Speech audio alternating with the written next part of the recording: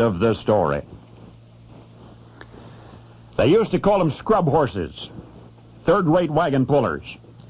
Back in Bell Brook, Ohio, in the 1860s and the 1870s, Sleepy Tom was a scrub horse, a familiar sight around town.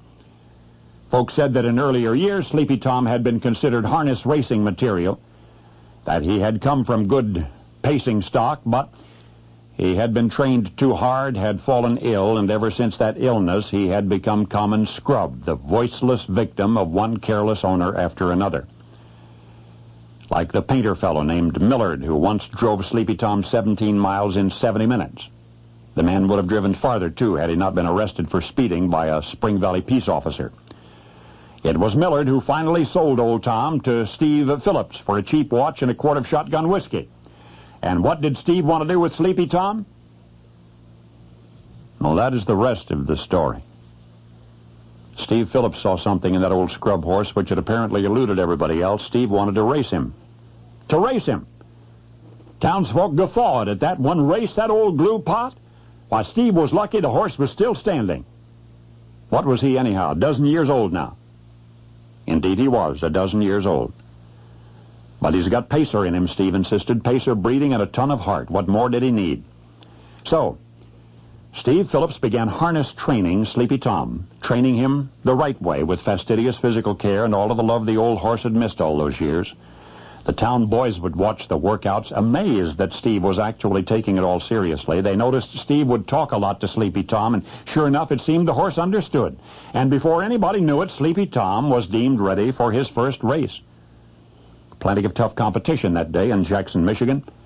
And then word got out that some 12-year-old nag, a newcomer, was challenging the most experienced field in the Midwest. The race began with a lot of laughing among the seasoned spectators, but then Steve started talking to Sleepy Tom.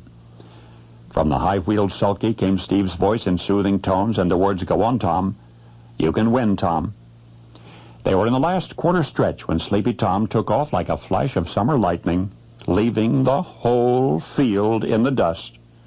And more incredible still, this event heralded the beginning of one of the greatest equine careers in harness racing history.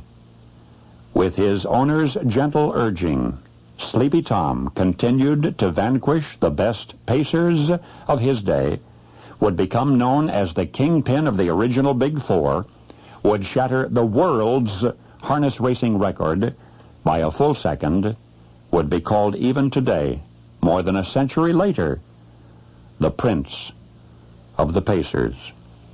And through it all, before and during and after each of those glorious races, there would be Steve Phillips talking, tenderly reassuring, more necessarily than one might imagine.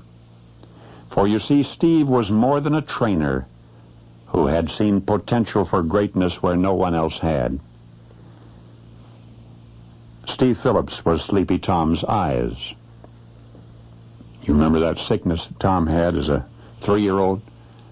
It had been an infection, and it had left the horse that one day would race into the record books stone blind.